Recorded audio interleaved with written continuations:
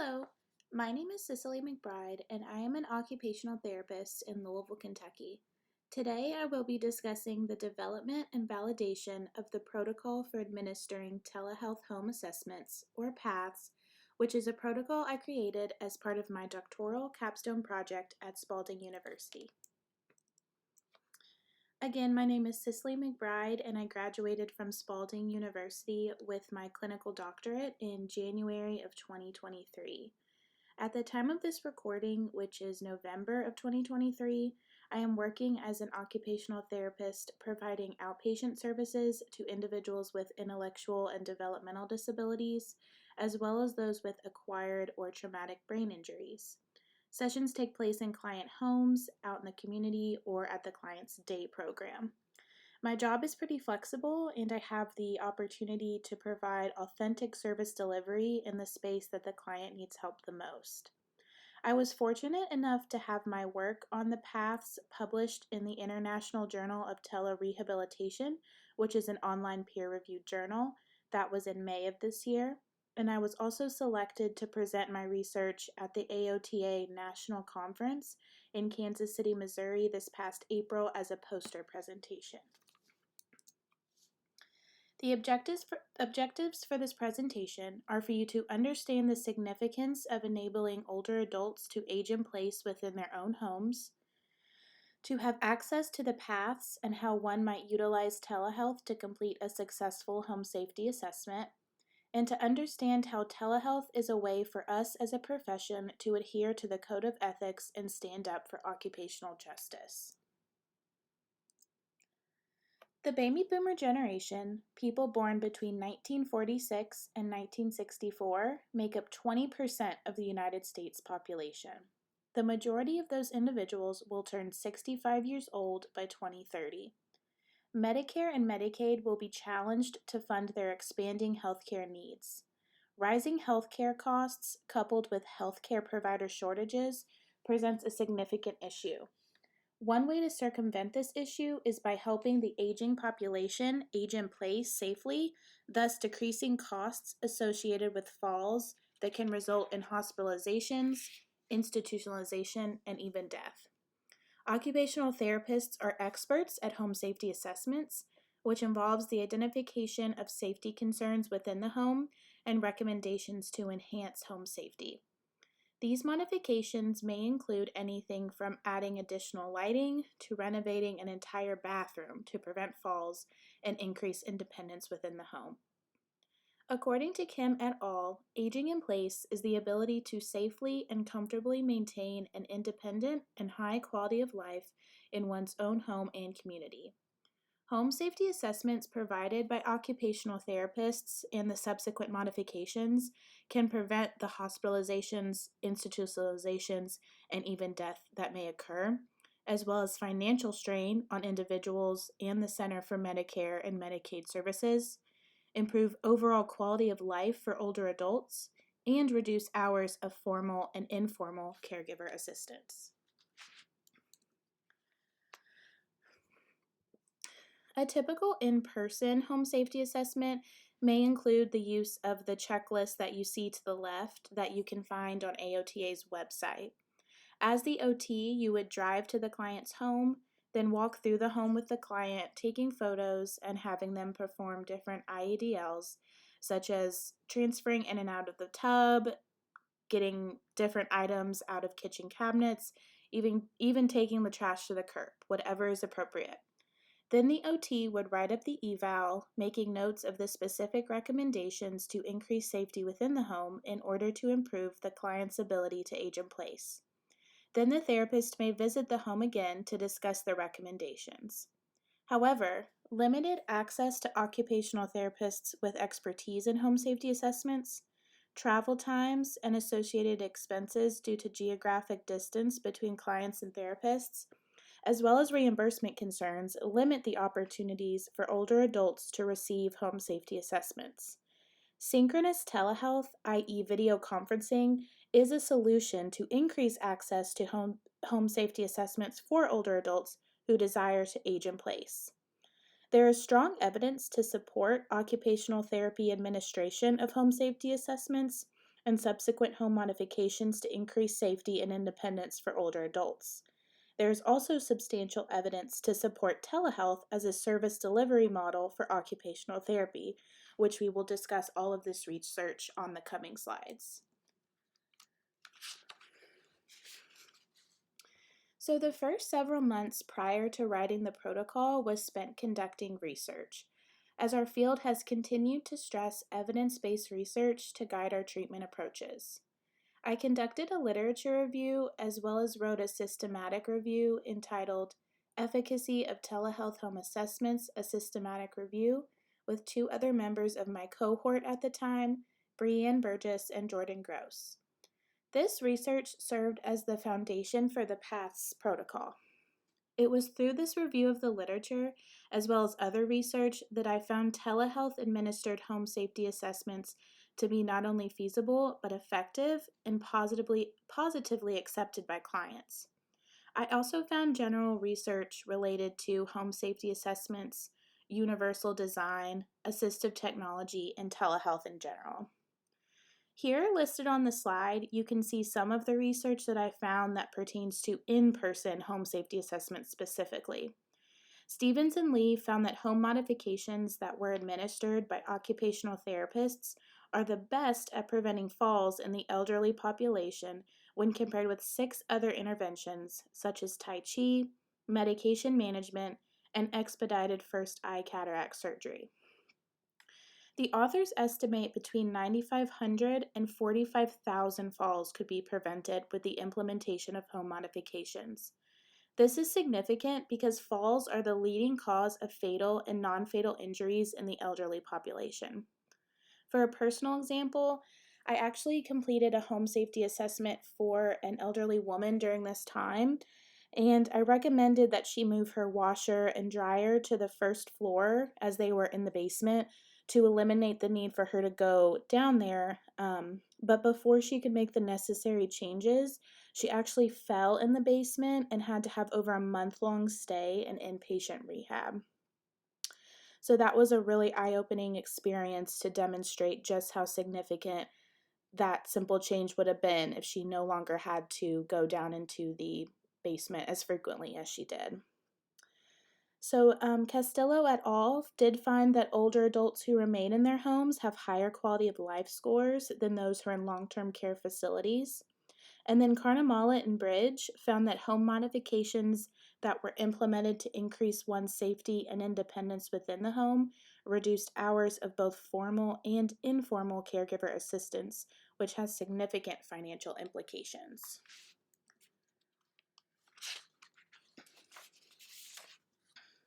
Research directly related to home safety assessments administered via telehealth is quite limited compared to research for in-person home safety assessments. Though the first 2 research articles here show high patient satisfaction with telehealth administered OT services in general, not just home safety assessments. Gately conducted a study to determine the feasibility for conducting telehealth-based home assessments for Army veterans with dementia, and the caregivers were directly involved with the telehealth session and were actually the focus of the study. 9 out of 10 sessions had technical issues, but there was overall high caregiver satisfaction.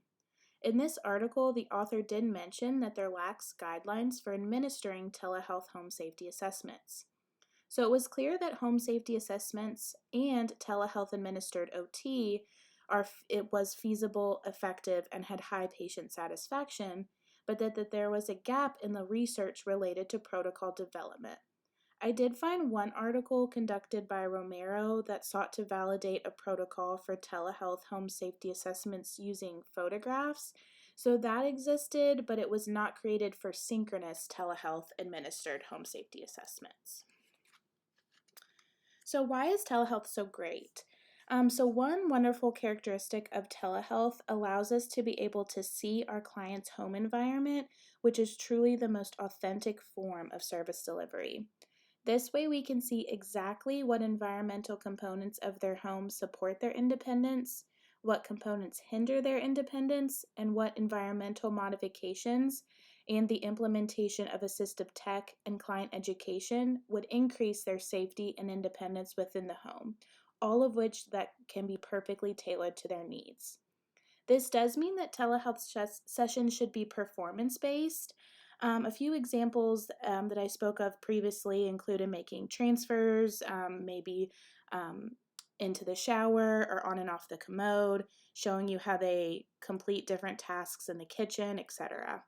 So it's always a good idea to inform your client about this prior to beginning the telehealth home safety assessment, which is why included within the protocol is a document titled What to Expect Out of Your Home Safety Assessment. This is in Appendix J, and it details the performance-based nature of telehealth home safety assessments, as well as other important information that is meant to be shared with the client. We probably have all had a situation where a client says, "Oh, yeah, I have no problem doing laundry," when you ask them how they complete the task. But then when you observe them in their natural environment and they can barely get the clothes out of the top loading washing machine, so they're pulling over a chair from the kitchen table that wobbles, and it's super unsafe, what they are saying and what actually happens can be a little bit different. But because we now have this insight, we can ultimately suggest truly personalized solutions.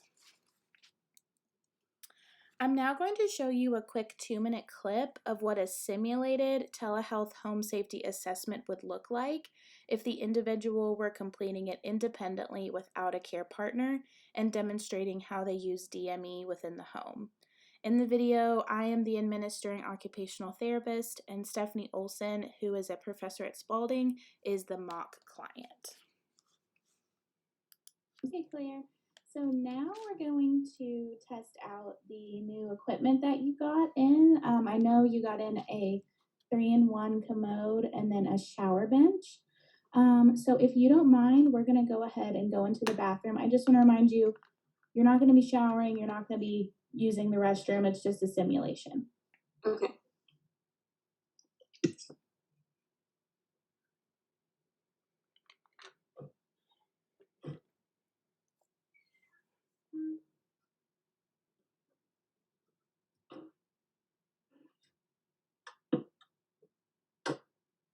Perfect. So you are on the commode now. So I'm just going to have you put the phone somewhere using the phone stand that you have, so that I can see your body a little bit better. A good place might be to do the sink, or you could do the edge of the tub Okay. on your setup.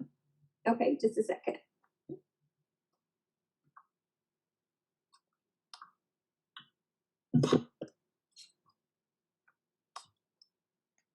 Can you see it? Let's see. So yeah, turn it a little. That is perfect. Thank you so much. And now I'm going to have you turn the phone towards the shower, so we can see you use the shower bench as well. Okay. So you might have to turn it a little bit to your left, I believe. Awesome. Can you see that okay? Yes, that's great. Thank you.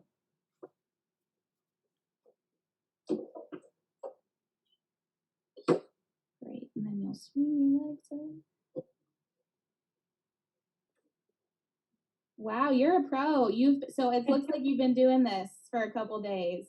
I have. I love it. Correct. So I hope that gives you a good idea of what a telehealth home safety assessment would look like, especially the performative portion, and how the client would manage the phone by themselves. Okay, Claire. So now that a gap in the literature was identified, it was now time to discuss the project with content experts as well as gain clinical experience. These individuals were found using a combination of professional contacts from my professors, my own research, and cold calling. I'm going to discuss them briefly now. So Megan Gately works with the Veterans Affairs, and she conducts and writes research focused on using telehealth to administer OT services within the elderly veteran population.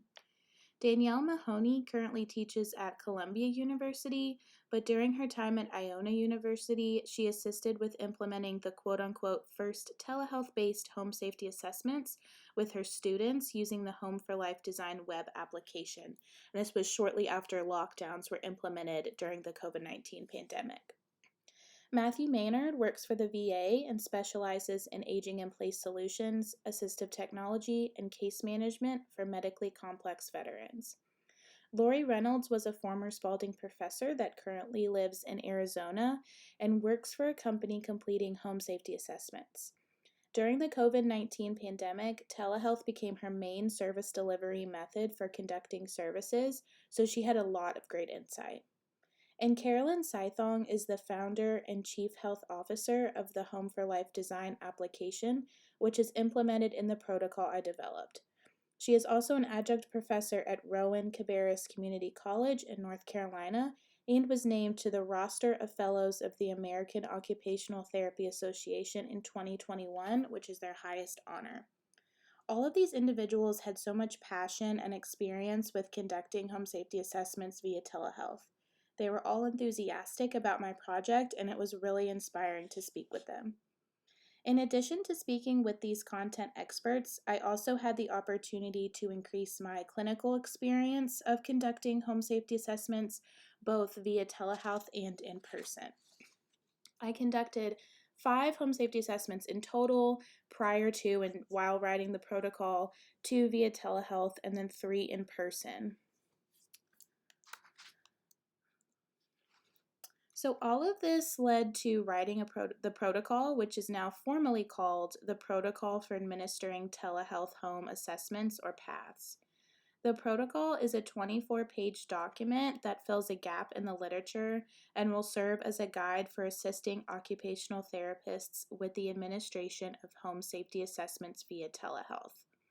To access the protocol and follow along, you can type the URL here into your web browser if you want to pause the video, or you can simply search PATHs Protocol Cicely McBride into Google and click one of the first links.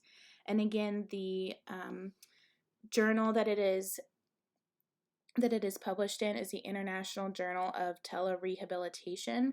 If you click on that article, the research portion is in the beginning, and then the actual protocol, I believe, starts on page 11 of that document.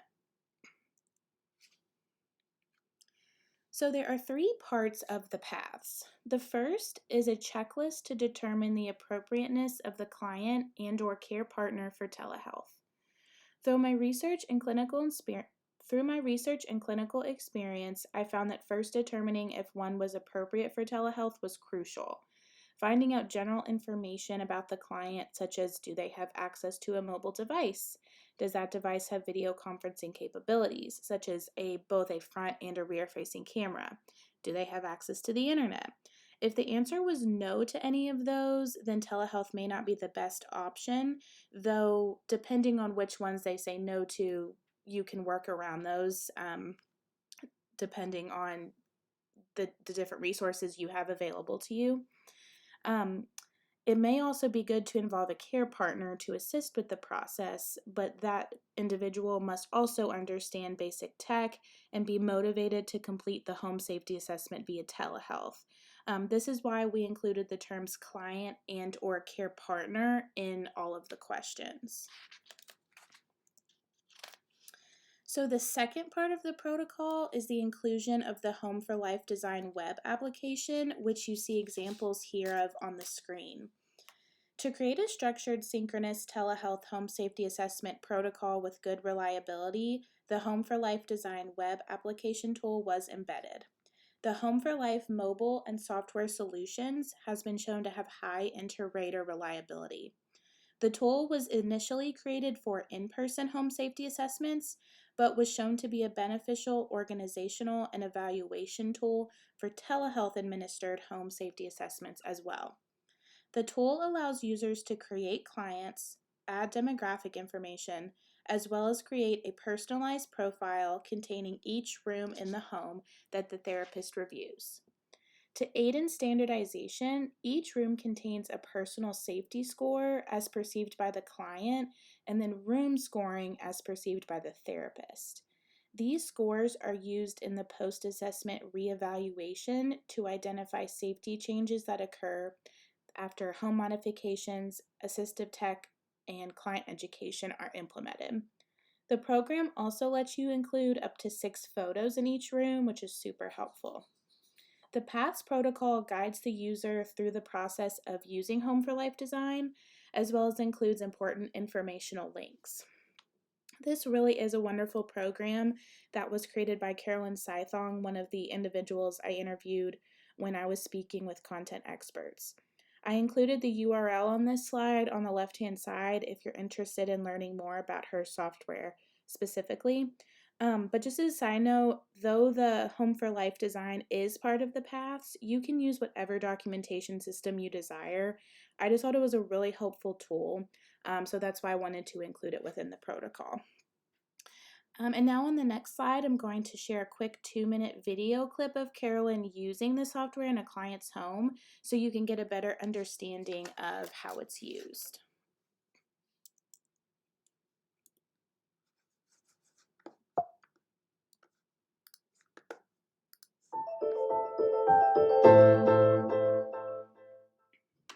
That's my aunt, Anna,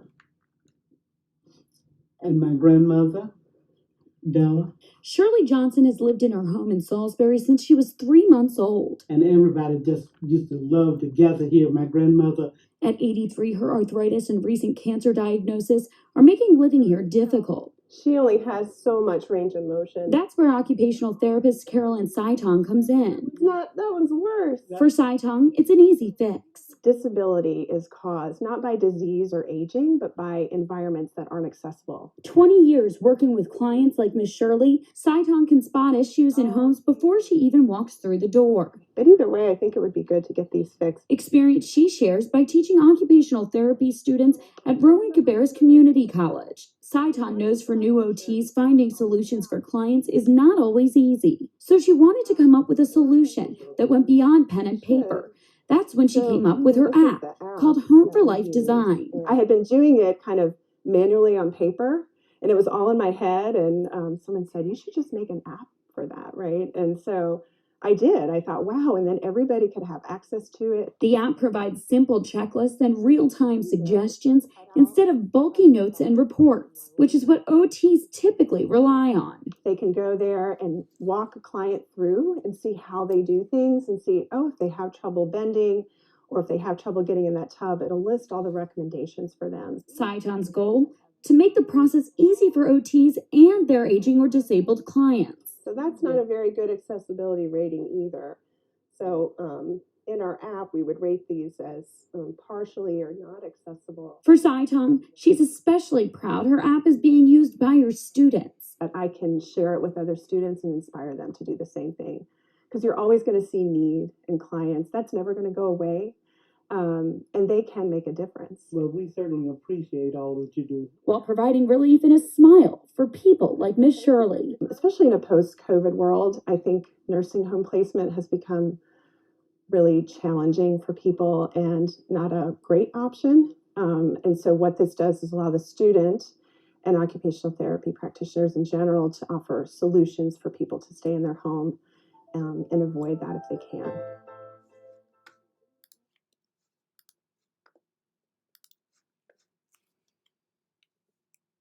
I hope you enjoyed that video with Carolyn. And now I want to walk you through what a completed evaluation on Home for Life design might look like and how it can be shared with the client. And now I wanted to walk you all through a completed evaluation report from the Home for Life design software. So first I wanted to bring to your attention the client ID. Everything is depersonalized to protect patient privacy, so clients are identified using an ID and then the street name. So first in this general section, you have reason for referral, tenant type, housing type, number of floors.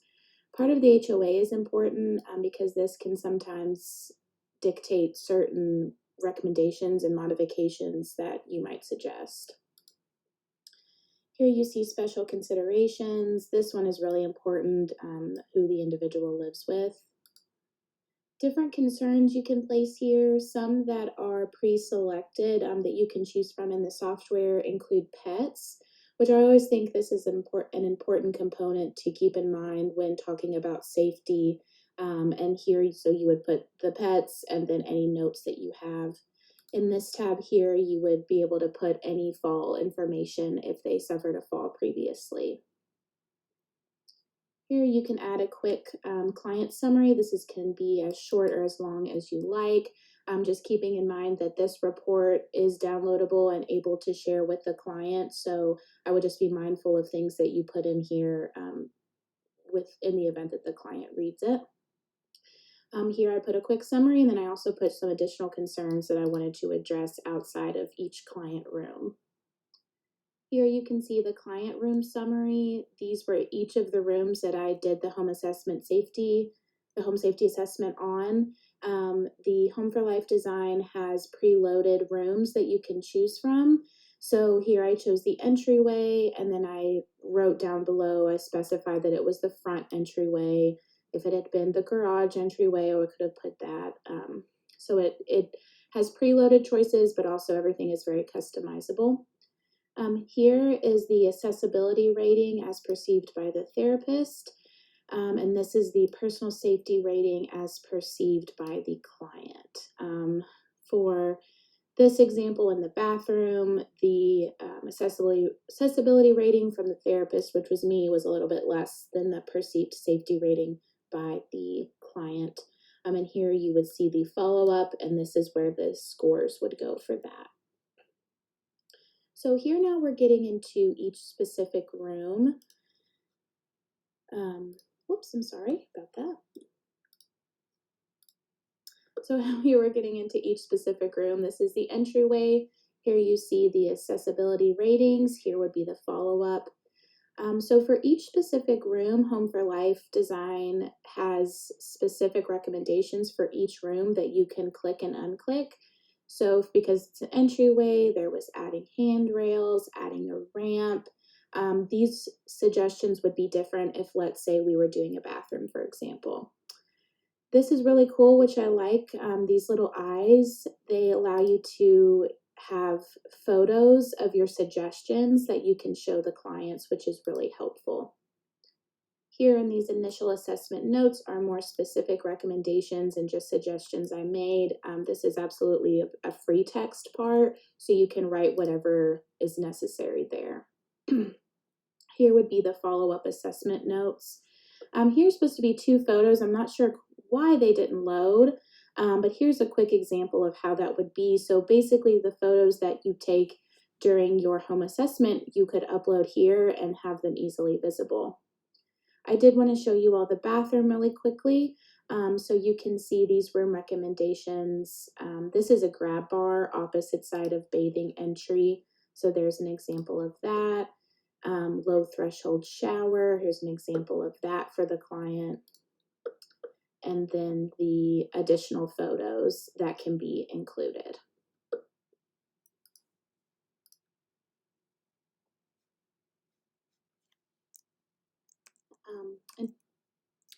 So just as a recap, the PATHS protocol includes 3 parts. The first being client appropriateness checklist, the second being the information related to utilizing the Home for Life design software to complete the home safety assessment, and then the third and largest chunk of the PATHS is the supplemental resources for the therapist and client and/or care partner to aid in and ideally streamline the completion of telehealth administered home safety assessments. All the handouts that are listed here are available in both standard and accessible documents for clients who may have special needs when reading content on the computer. The handouts are also available on a Google Doc to allow therapists to download the resources and make changes specific to their needs and their client needs. This is also beneficial as it may be best to mail these documents to the clients versus having them access them online. Due to time constraints, we will not discuss all of the appendices, but I will touch on several today. So the first supplemental resource I want to bring your attention to is Appendix C, Practitioner Considerations for Conducting Telehealth Home Assessments. This lists various pinpoints that the administering therapist should be aware of. There are three I want to bring to your attention. The first being the third bullet point, that first pink arrow.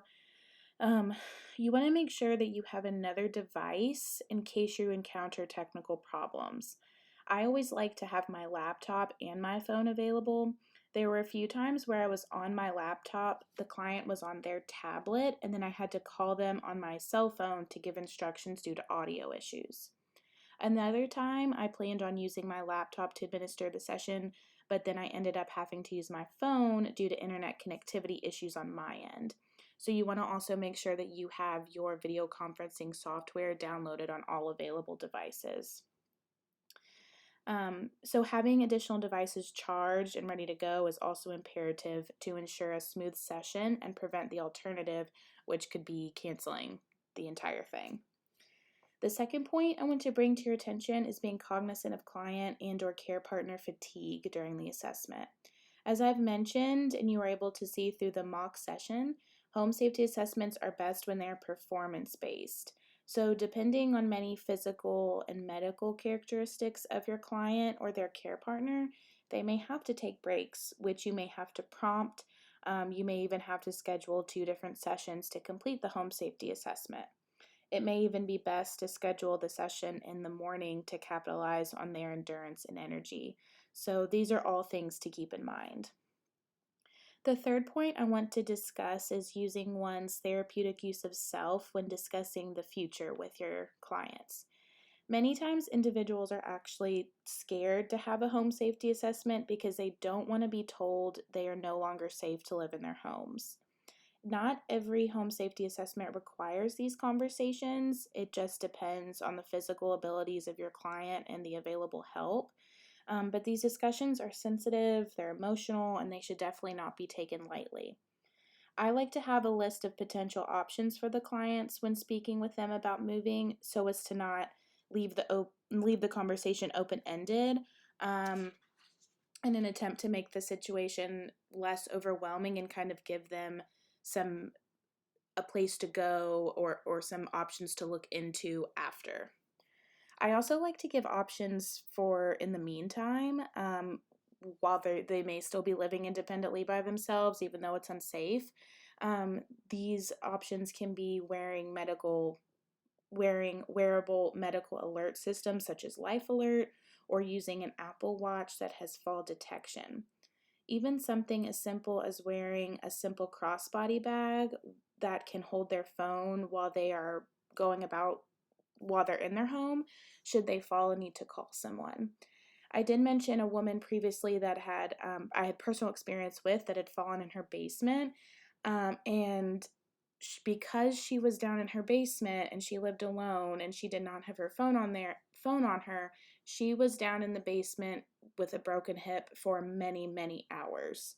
Had she had a Life Alert or an Apple Watch or even her phone on her in a little crossbody bag, she would hopefully not have been down there as nearly as long, which can be very traumatic.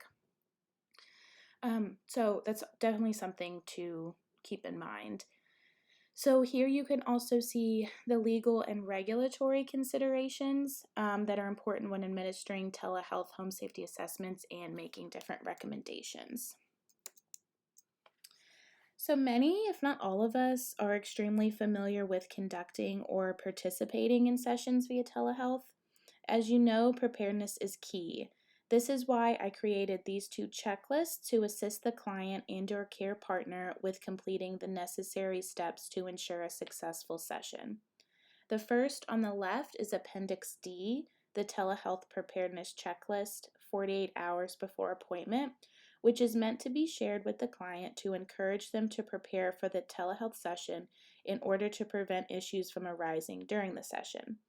The client or care partner can walk through the list and ensure their device is charged, they have tested the video conferencing software, they have identified and contacted a care partner, etc. The 48-hour time frame allows troubleshooting on the client or care partner's behalf, or even if issues arise and they need to reach out to the therapist, it gives you time to aid in troubleshooting as well. And included within the protocol are different videos and resources for troubleshooting that you can also send to the client. Then Appendix E on the right is the telehealth preparedness checklist 1 hour before appointment, which is meant to be shared with the client and or care partner the day of the appointment to encourage them to prepare for the upcoming session with items such as ensuring one's device is charged and testing the audio and video. There's nothing worse than being ready for a great session and the individual has not even downloaded the necessary software such as Zoom or DoxyMe. So these checklists really seek to circumvent this issue.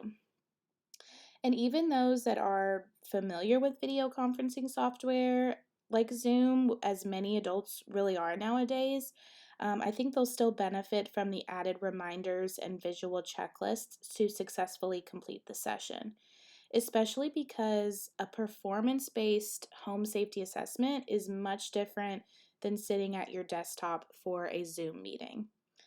And as an added note, as you all know, some clients will look at every piece of information that you send them, while others will not look at any of it.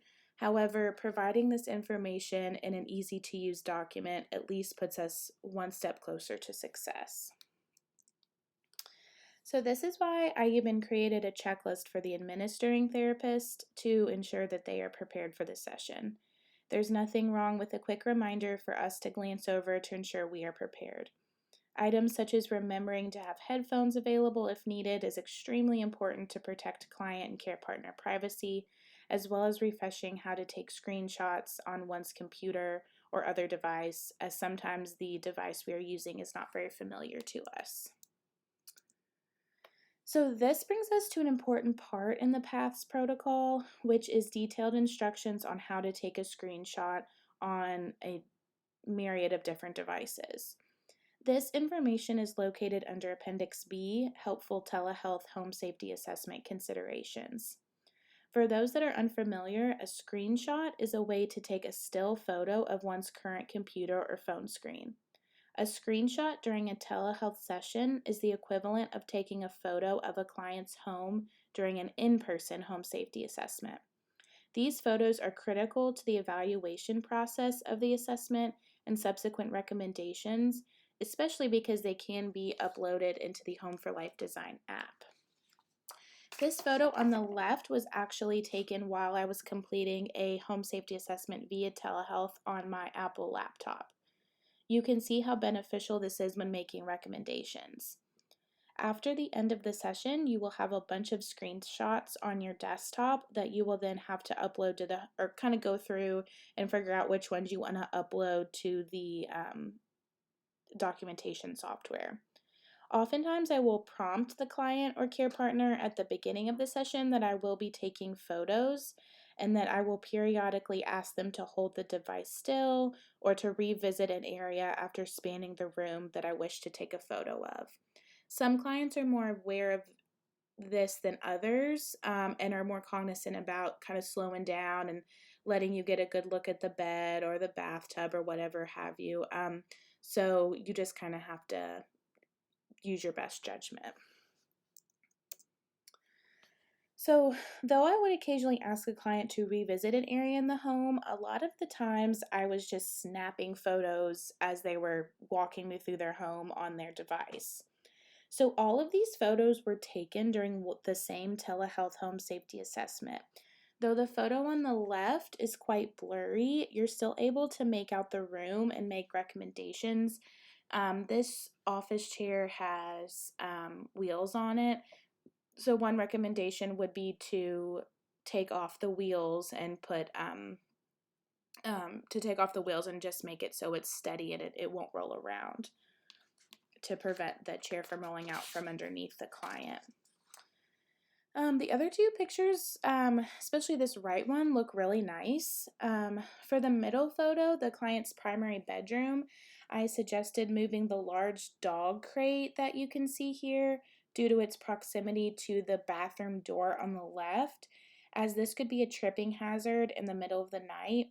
I also recommended adding small night lights in the bedroom just to assist with movement at night in the dark. For the dining room photo on the right, I it's hard to tell from this photo, but these chairs don't have armrests.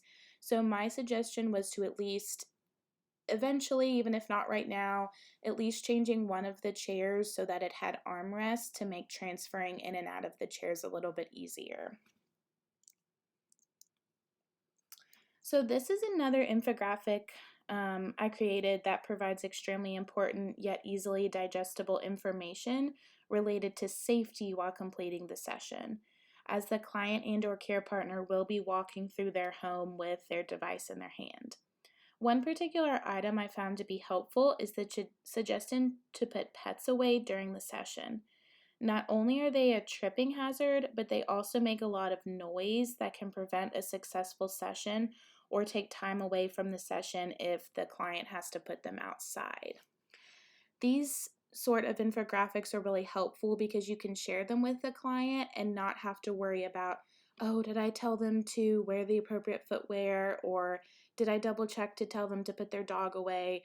It's in the infographic. If it needs an additional verbal cue reminder, you can always give that, but at least it takes some of the thought process off the table for you, and you can just give this information to them. So this is Appendix I, which is another infographic that I created after completing several telehealth home safety assessments.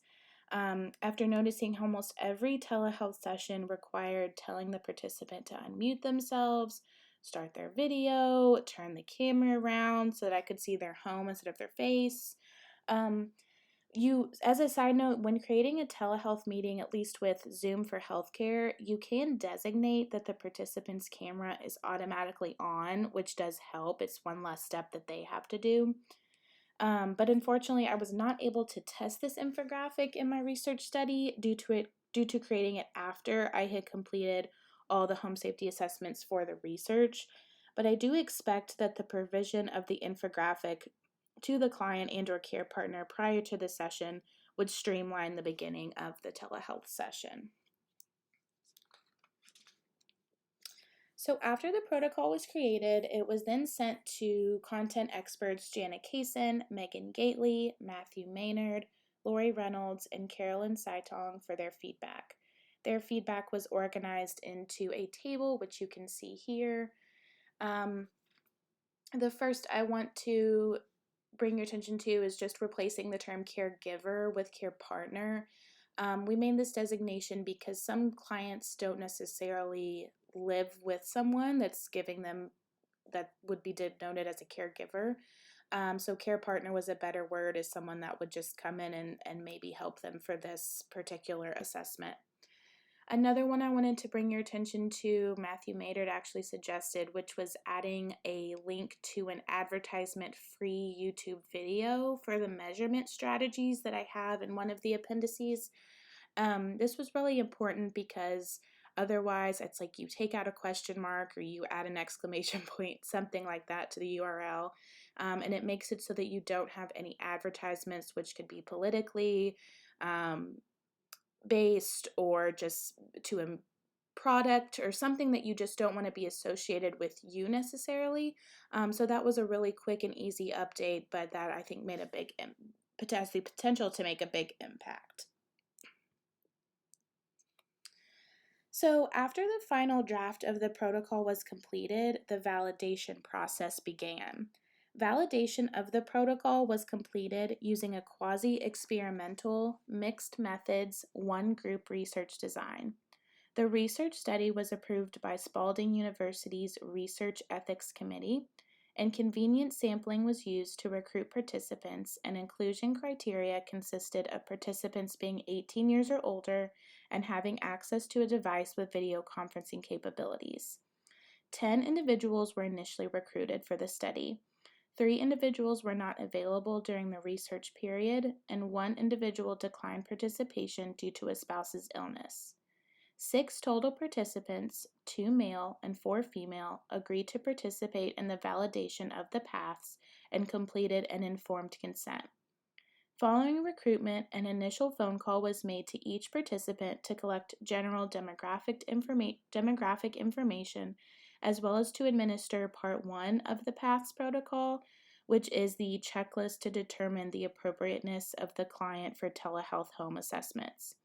It was determined that 2 of the 6 participants were not appropriate for telehealth. All participants received a phone call reminder of their session 24 to 48 hours prior, and Zoom for Healthcare, a HIPAA-compliant video conferencing software, was used for each telehealth home safety assessment. Exit surveys were sent to the 4 telehealth participants through Question Pro, but each home safety assessment, both in person or virtual, consisted of 2 parts: an interview to create an occupational profile, and then the administration of the home safety assessment using the Home for Life design application as a guide. Also, 2 of the 4 telehealth participants utilized a care partner to assist with the process. Here I have a table listing the demographic information for each participant. Interestingly, most of these individuals were fairly familiar with video conferencing due to the pandemic specifically, and I believe this is the trend we will start to see as practitioners. As you can see, the youngest participant was 78 years old, while the oldest was 92 years old. And on the very right, you can see the duration of each home safety assessment.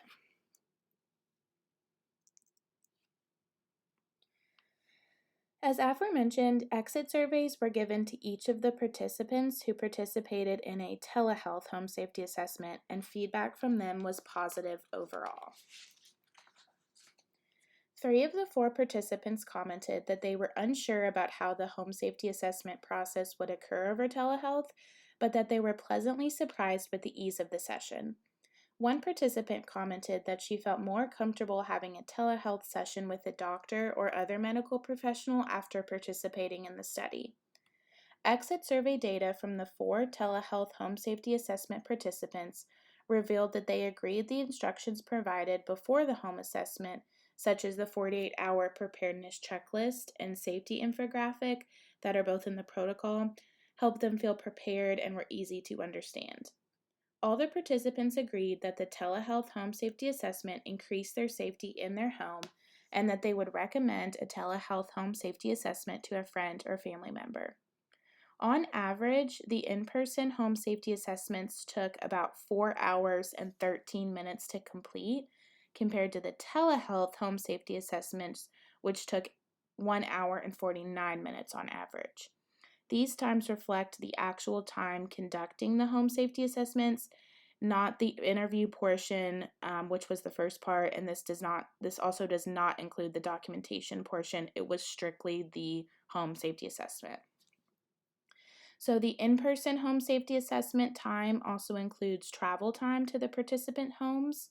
The significant difference in time to complete telehealth home safety assessments versus in-person home safety assessments, including the elimination of this travel time, has clinical, economic, and environmental implications.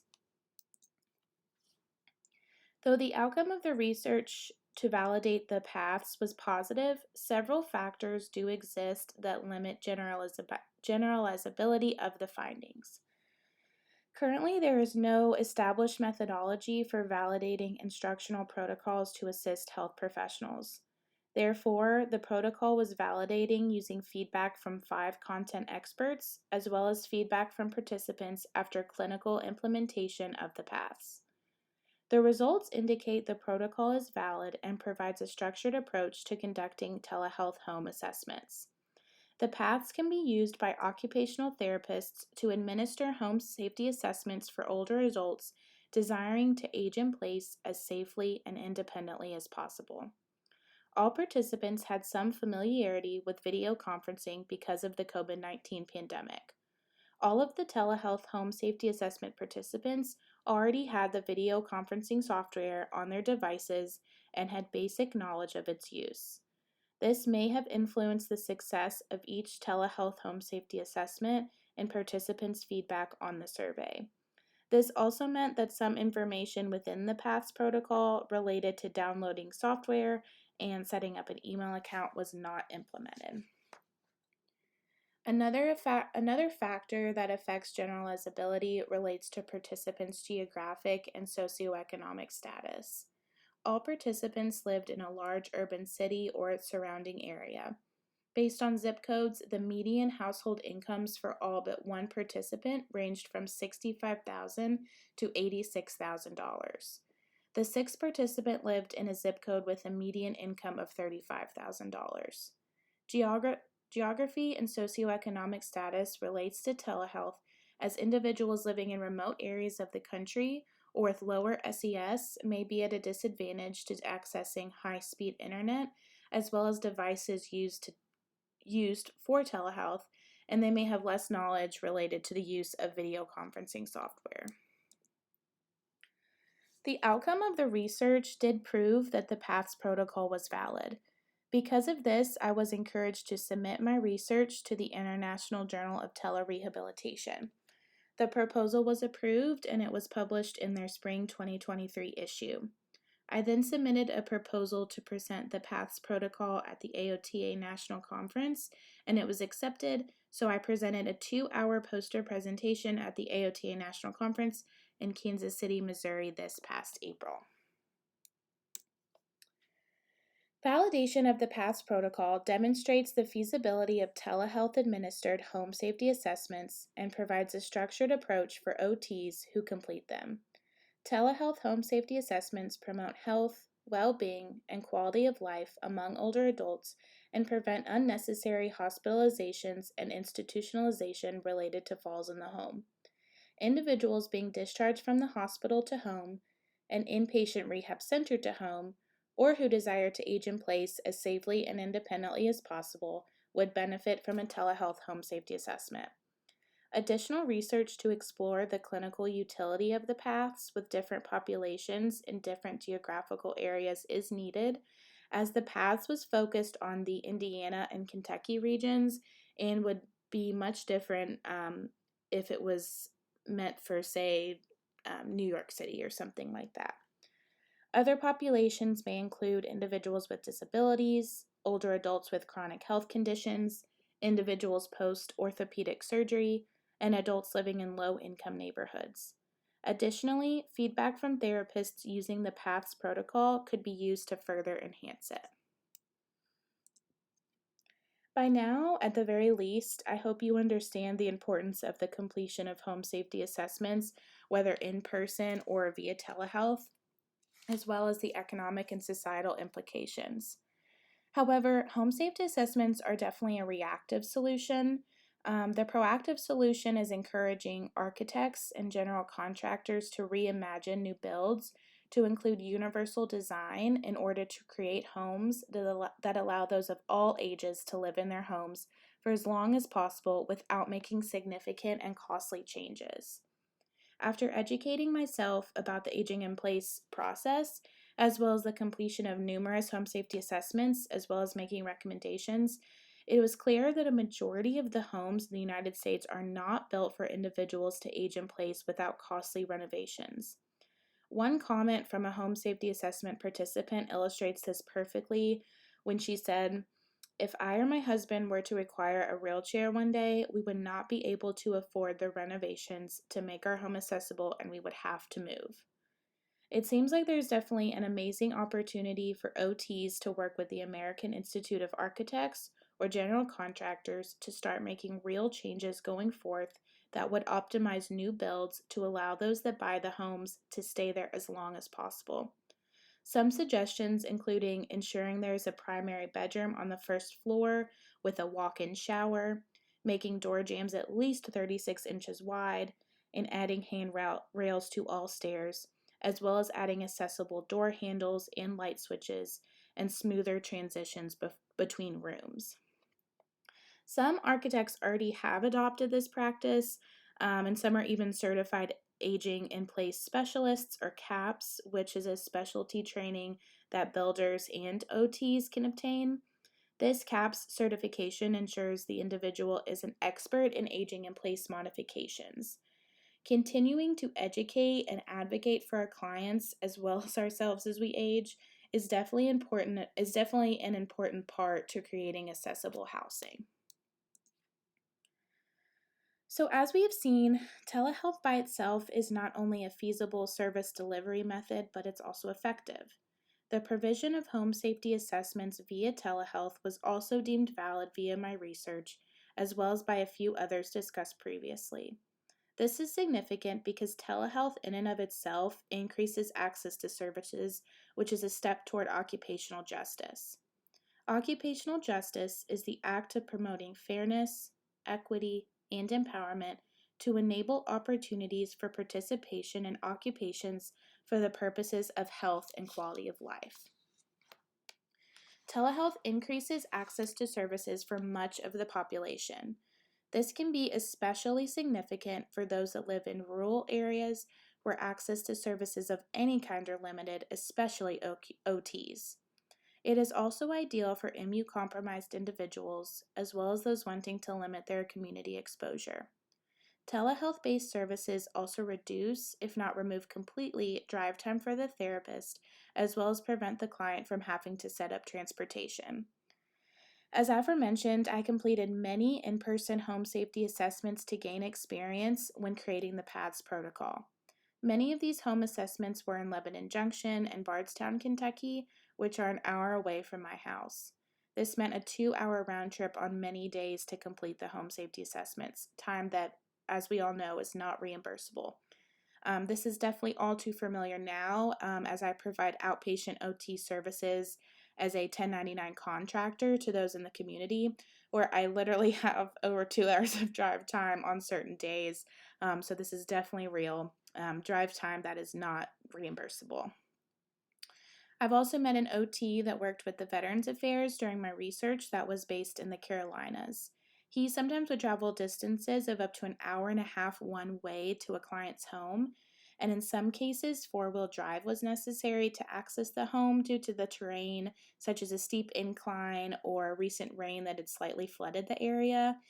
In these situations, an SUV or a truck was necessary to access the area or access the home. Even with these environmental factors or even personal factors that I discussed previously that impede access to services, these clients still deserve and are entitled to occupational therapy. As occupational therapy practitioners, we are guided by the Code of Ethics. It is within this document that we are expected to provide therapy that is grounded in altruism, which is the concern for the welfare for others, equality, treatment for all that is free of bias and impartial, and justice, a provision of services that is inclusive so that all members can function, flourish, and live a satisfactory life. Telehealth is a means to an end to facilitate these core values. I completed this protocol as part of my DCE or doctoral capstone experience at Spalding that I completed the last year of my schooling. I would be remiss if I did not mention the individuals that played an integral part of my success at Spalding in general and the success of the protocol, which were Dr. Jana Kaysen, who was a professor at Spalding but is now a professor at Hawaii Pacific University's OT program, and Dr. Sarah Story, who was once the department chair at Spalding, who is now the program director of Valparaiso University's OT program in Indiana. And both Dr. Jana Kaysen and Dr. Sarah Story are co-authors on the research that was published this May. So now as we near the end, I would like to leave you with a final thought from Roger O. Smith's 2017 Eleanor Clark Slagle lecture. Thus, we need to accept the existence of technology and leverage its capacity for our occupational therapy clientele to optimize the quality of life for everyone. If you have made it this far, I truly appreciate your time and desire to learn about telehealth home safety assessments. I know all too well how busy our lives are, and taking time to listen to this means so much to me. Here I provided the PATHS the PATHS protocol previously in the slides if you want to go back and look at that and look it up. Specifically the article that was published in the International Journal of Telerehabilitation, which, like I said, contains the protocol itself.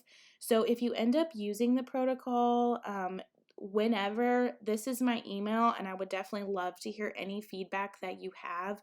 Even if you use it in 2 years, you come across it, please email me and let me know. I really want to spread the word about it and just help this help our community and our society age in place as safely as possible using the protocol. Thank you all so much.